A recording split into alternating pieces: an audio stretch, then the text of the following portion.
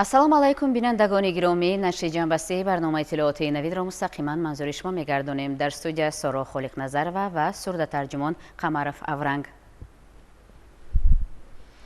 пагоҳ 20 март сокинони шарафманди Тоҷикистон иди Саиди Фитрро таҷлил мекунанд. Ба ин муносибат пешвои миллат президенти ҷумҳурии Тоҷикистон муҳтарам Эмомалӣ Раҳмон ҳамаи шаҳрвандони кишварро бо паёми шодбошӣ таҳният гуфтанд.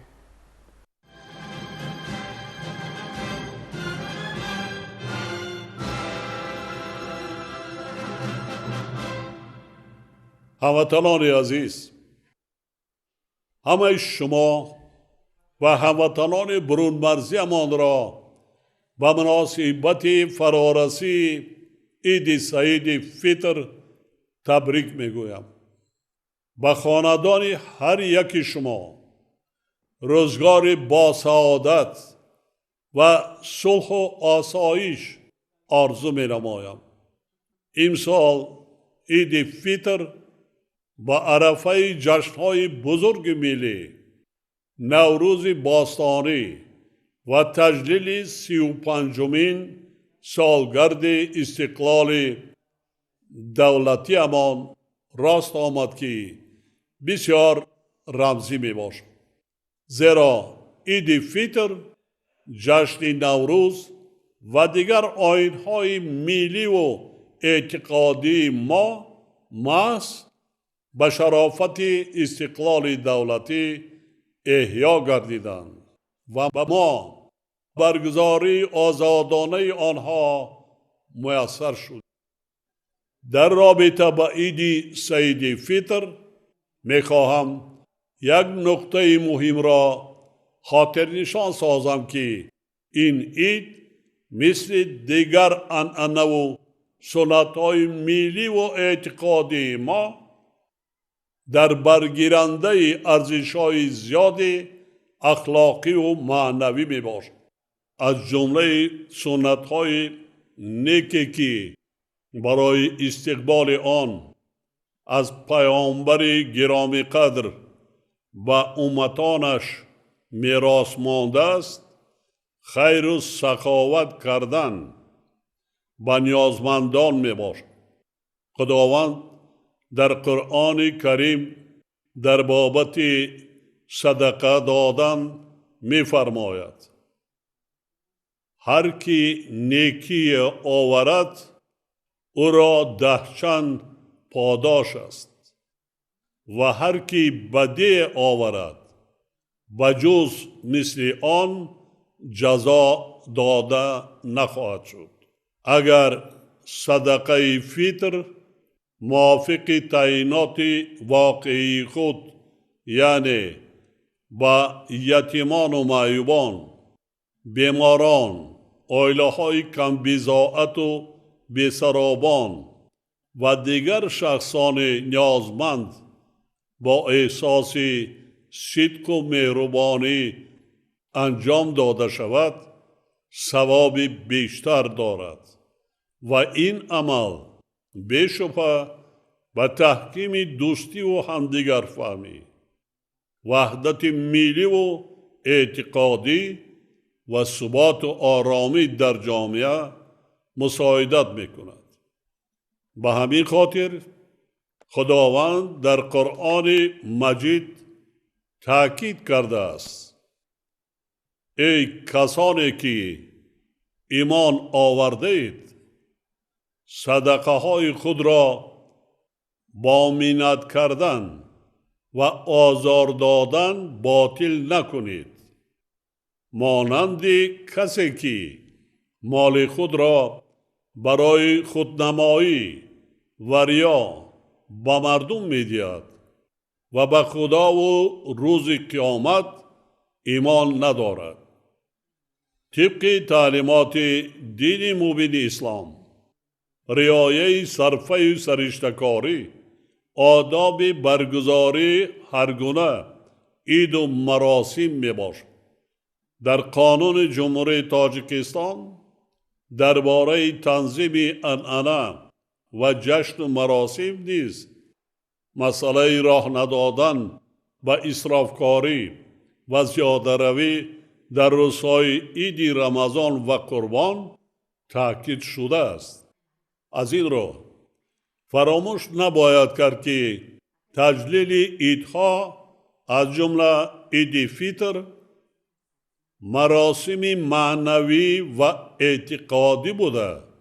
آراستن دسترخوان معنوی در آن مهم ارزیابی می‌گردد. زیارت پدر و مادر، کلانسالان و خویشاوندان، عیادت بیماران و عزاداران، دعا بر روح گذشتگان و انجام دادن دیگر عملهای خیر و رفتار شایسته از صفتهای معنوی و فرهنگی این روز به شمار می روند. همچنین هموطنان ما باید در خاطر داشته باشند که عید توی نیست، بلکه یک مراسم اعتقادی می باشد و صرف و خراجات ظاهر پرستانه در این ایام که خلاف سنت های صرفه و سرشتکاری مردم باستانی ما می باشد عموماً ضرورت ندارد. یعنی بجای آراستن دسترخوان سرخرج عیدانه و نمایشکاری و اسرافکاری که ضرر محض است، باید در فکر آن باشند که فرزندان خود را در محیط سالم و سازگاری عائلوی تربیت نمایند. برای آنها و اهل عائله خود شرایط بهتری زندگی را مهیا سازند و دیگر عملهای خیر و ثواب را انجام دهند. اسرافکاری یعنی ضرر آوردن بر مؤمن است. دین مبین اسلام هیچ یک عبادت، مراسم و مسئولیت را برای انسان بر عوض ضرر روا ندیده است. در حدیث صحیح آمده است که در اسلام نه برای خود و نه برای دیگران ضرر نیست.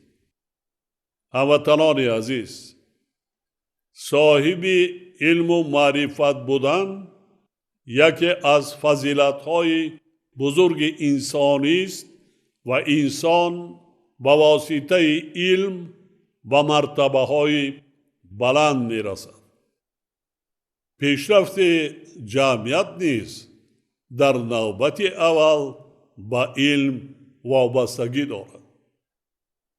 در قرآن شریف ذکر شده است که دانشمندان و باسوادان هیچگاه با بیسوادان و جاهلان برابر نیستند، بلکه درجه مردم باسواد و دانشمند همیشه بالاتر است.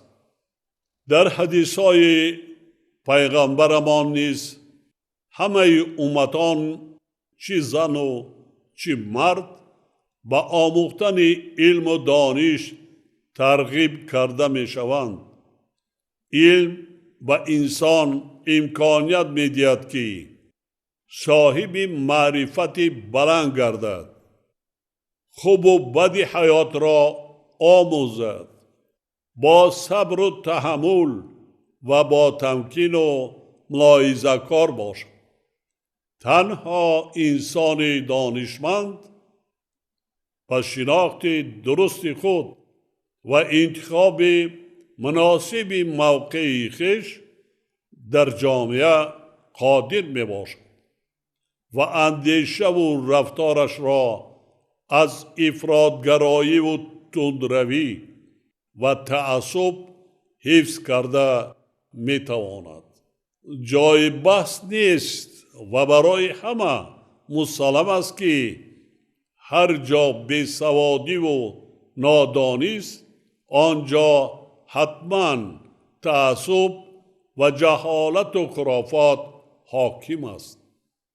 در رابطه با این تأکید می نمایم که در تعلیم و تربیت فرزند، یعنی همچون شخصی با آداب و خوش اخلاق و با سواد و صاحب معرفت به کمال رسانیدن او نقشی پدر و مادر معین کننده می باشد. تأکید می سازم که وظیفه پدر و مادر تنها به دنیا آوردن فرزند نیست، بلکه تربیت کردن، صاحب علم و دانش و کسب و هنرگردانیدن او نیز وظیفه مقدسی پدر و مادر است. در قرآن مجید به بندگان خدا تقریباً 70 مراتبه از طاعت و عبادت پیام داده شده است، ولی 779 مراتبه از ضرورت و اهمیت علم و دانش و عقل و خرد سخن رفته است. بارها گفتم و بار دیگر تکرار میکنم که در اولین آیت قرآن کریم کلمه اقرا یعنی بخوان آمده است و خداوند در آن چنین حکم کرده است: بخوان به نام پروردگار خود که تو را آفرید. بخوان و پروردگار تو بسیار کریم است. آن کسی که به وسیله قلم انسان را دانش آموخت. همچنین در یکی از حدیث‌های پیغمبر اسلام تأکید شده است که سهل‌ترین یعنی آسان‌ترین راهی که انسان را به بهشت می‌رساند آموزش علم و دانش میباشد.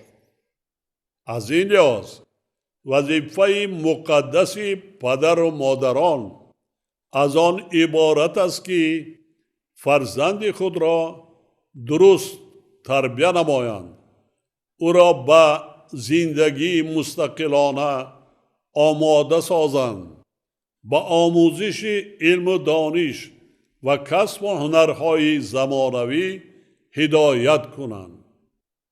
زیرا علم و دانش و کسب و هنر فرزند را در زندگی آیندهش اعتبار و آبرو بخشیده باعث حرمت و احترام پدر و مادر و تشکل جامعه سالم می گردد و فرزندی با تربیت و با آداب و دانشمند و عاقل باغ پدر و مادر یعنی نامبردار آنها و ملت تاجیک می شود. محض برای همین غمخواری نسبت به مکتب و معارف و علم و فرهنگ در مرکز توجه دولت و حکومت تاجیکستان قرار دارد. هدف ما از بنیاد مؤسسه‌های نوید زمانوی تعلیمی و تشکیل آزمون‌های تاجیکستان وطن عزیز من فروغ صبح دانایی کتاب است و علم فروغ معرفت نیز هرچی بیشتر با علم آموزی و از خودکنی کسب و هنر جلب کردن نورسان و جوانان اینچنین از خرافات و جهالت ایمن نگاه داشتن آنها می باشد. ما هرگز نباید فراموش کنیم که تاجیکان یکی از قدیمترین ملت‌های دنیا و ملت فرهنگی و تمدن ساز می باشد. ما وارثان و صاحبان فرهنگ و تمدن آریایی وظیفت داریم نسل‌های را به کمال رسانیم که سزاوار و نامبردار ملت باستانی خود باشد. همدیاران گرامی، حالا فصل بهار و ایام کارهای کشاورزی برای رزق و روزی فراوان و برکت دسترخوان مردم فرا رسیده است. در آیت 61 سوره هود قرآن کریم آمده است: او شما را از زمین پدید آورد و آبادانی آن را بر شما واگذاشت. بنابراین کشاورزان را ضرور است که روزهای مساعد بهاری را ثمرناک استفاده کرده برای به دست آوردن حاصل فراوان کوشش نمایند. وضع بسیار نابسامان و حساس جهانی معاصر باعث باز هم شدت گرفتن نارسایی مواد غذایی و بالاروی میانبرده نرخ‌ها می‌گردد و ما نباید این را فراموش سازیم. باور دارم که هر یک فرد آگاه و بیداردل و با ننگ و ناموس در این روزها با در نظر داشتی سنت‌های نیک اجدادی و در اساس فرموده‌های دین اسلام برای حفظ دستاوردهای استقلال، تحکیم صلح و ثبات، گسترش وحدت و همدیگر فهمی و آبادی و آرامی وطن عزیزمان سعی و کوشش کرده در روند بنیادکاری و سازندگی و پیشرفت و سرسبزی کشورمان سهم خود را می‌گذارد.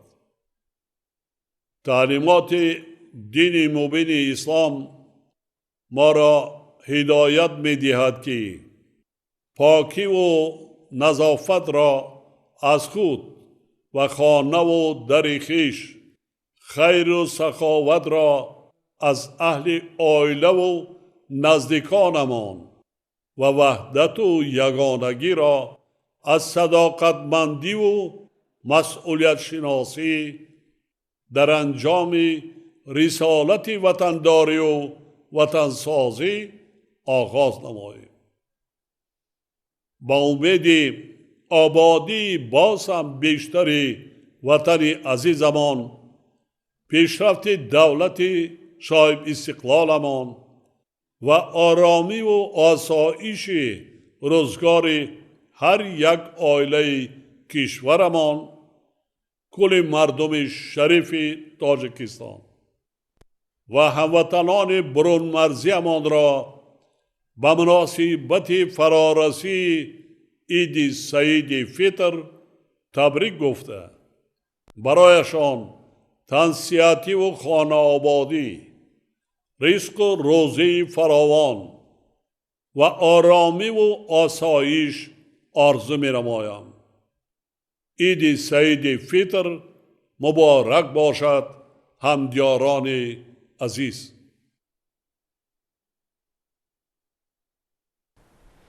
امروز در مجلس نمایندگان مجلس عالی جمهوری تاجیکستان همایش عیدانه بخشیده به جشن نوروز بین المللی برگزار گردید. رئیس مجلس نمایندگان مجلس عالی جمهوری تاجیکستان فیضعلی عیدیزاده ضمن سخنرانی ذکر نمود که نوروز همچون جشن باستانی مردم تاجیک است که تاریخ بیش از 6000 ساله دارد. همیشه نگهدارنده زبان، رسم و آیین و فرهنگ و تاریخ بوده.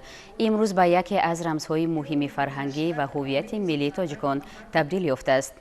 تاکید گردید که در جهان معاصر که روندهای جهانی شوی در آن با سرعت بلند ادامه دارند، مسئله حفظ هویت ملی و فرهنگی برای هر دولت اهمیت خاص پیدا می نماید. یکی از جنبه‌های مهم نوروز که نفوذ تاجیکستان را در عرصه بین المللی تقویت بخشیده است، ارزش‌های عمومی بشری آن میباشد. نوروز در ماهیت خود جشن صلح، دوستی، همزیستی، مسالمت آمیز، احترام طبیعت و انسان است. اعتراف بین المللی این جشن و سهم تاجیکستان در گسترش آن نه تنها باعث بلند شدن آبروی مملکت در عرصه جهانی گردیده است، بلکه وسیله مهم دیپلماتیای فرهنگی تاجیکستان نیز به حساب می رود. ذکر شد که سرور دولت محترم امام علی رحمان به مسئولین جهت تأسیس دادن مرکز تمدن آریایی و مرکز بین المللی نوروز در پایتخت عزیزمان شهر دوشنبه دستورهای مشخص دادند.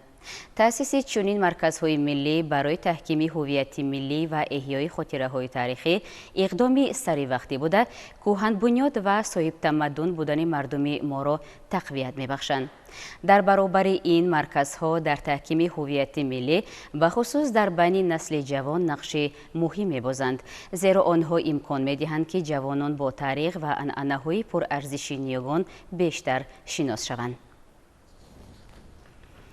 امروز در اکادمی ملی علم‌های تاجیکستان تحت عنوان پژوهش در تاریخ و تمدن آریایی دیروز و امروز با اشتراک دایره وسیع عالمان و محققان وطنی و خارجی کنفرانس بین المللی علمی و عملی برگزار گردید.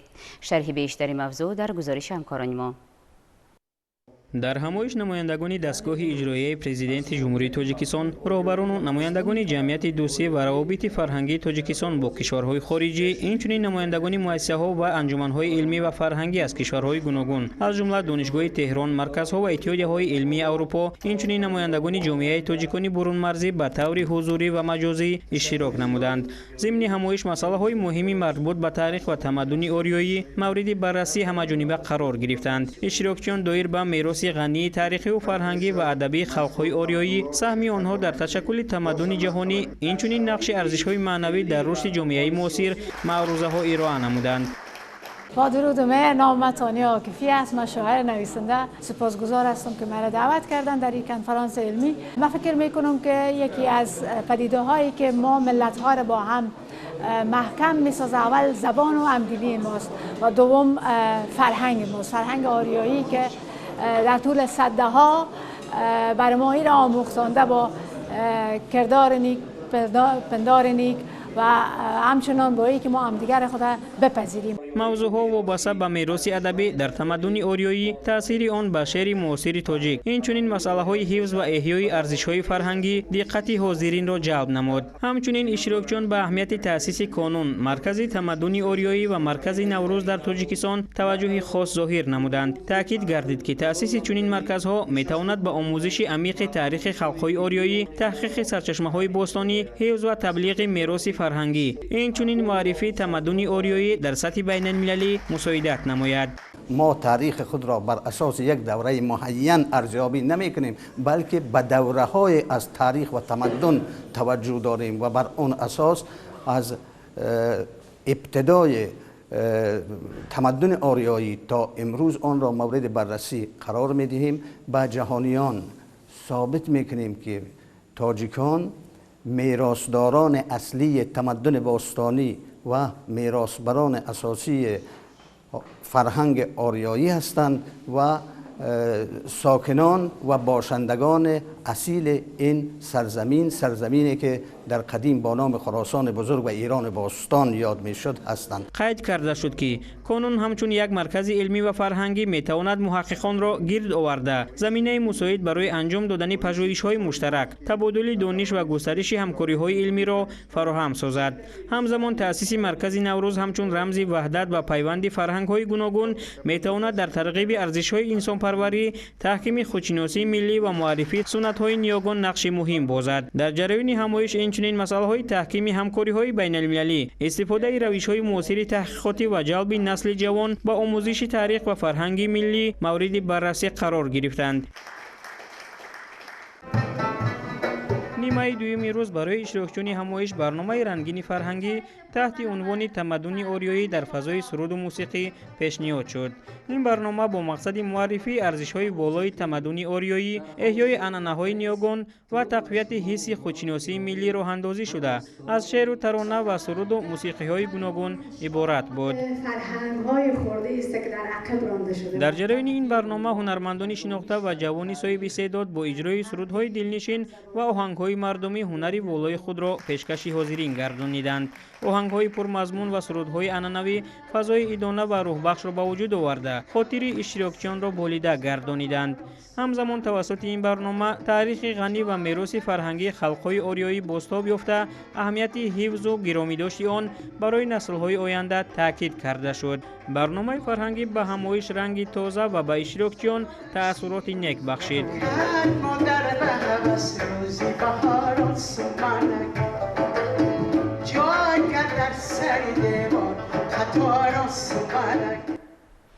тавре иттилоъ дода будем аз 19 то 28 март ба муносибати ҷашни байналмилалии наврӯз дар боғҳои фарҳангии фароғатии шаҳри душанбе барномаҳои рангини фарҳангӣ баргузор мегарданд.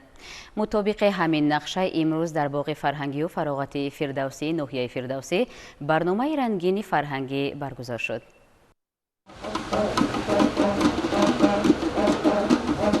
дар ноҳияи фирдавсӣ шаҳри душанбе ҷашни наврӯзи байналмилалӣ бо шукӯҳу шаҳомати хуса баргузор гардид. ин ҷашни бостонӣ ки рамзи эҳёи табиат, дӯстиву ҳамбастагӣ ва оғози зиндагии нав мебошад, сокинону меҳмонони ноҳияро ба ҳам овард. майдони баргузории ҷашн бо парчамҳо, шиору овезаҳои идона ва намунаҳои ҳунарҳои мардумӣ оро ёфта фазои воқеан наврӯзӣ фароҳам оварда буд.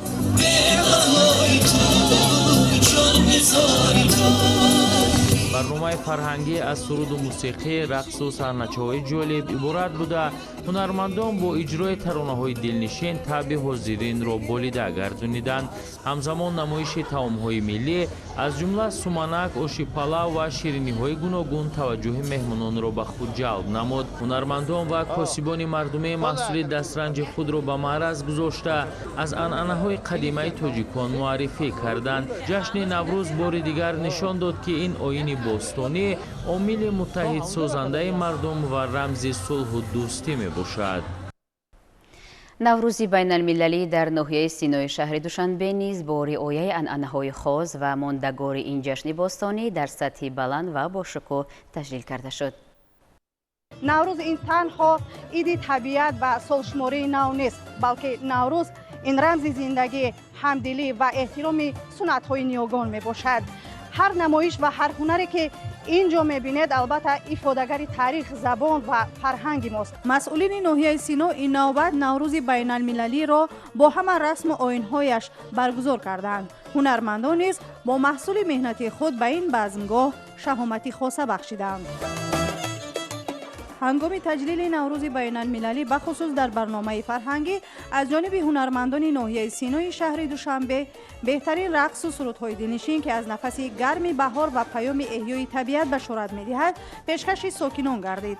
мақомоти иҷроии ҳукумати давлатии ноҳияи синои шаҳри душанбе бо мақсади таъмини иҷрои қарори дахлдори раиси шаҳри душанбе муҳтарам Муҳсин Эмомалӣ ва қарори дахлдори раиси ноҳияи синои шаҳри душанбе тасмим гирифтааст ки ҷашни наврӯзро дар ҳудуди ноҳияи синои шаҳри душанбе дар қисмати аввал дар боғи фарҳангии фароғатии Умари Хайём ва инак давоми қисми он дар ин толори мазкур ки хеле шумо шоҳидон ҳастед гузаронида истодааст ва барнома аз чорабиниҳои фарҳангӣ бо иштироки ҳунарпешаҳои машҳури душанбешаҳр ва ҷумҳурии Тоҷикистон ба нақша гирифта шудааст ки айни ҳол сокинони ҳудуди ноҳияи сино бо як таровати хоса, бо як эҳсоси гарми самимӣ ки ҳамчун барои пешгирии наврӯз омаданд. наврӯз як рӯзи нав аст, як фасли нав, бедоршавии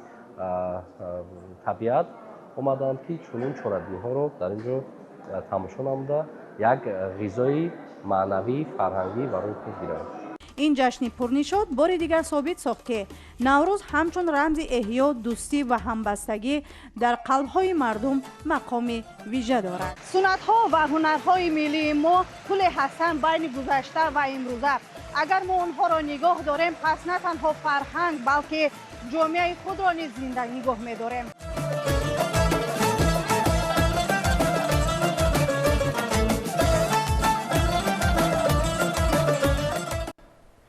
همایش علمی نوروز جشن قدیمه و رمز خودشناسی ملی در شهر خوجند دانشمندان و تاریخ شناسان را به هم آورد.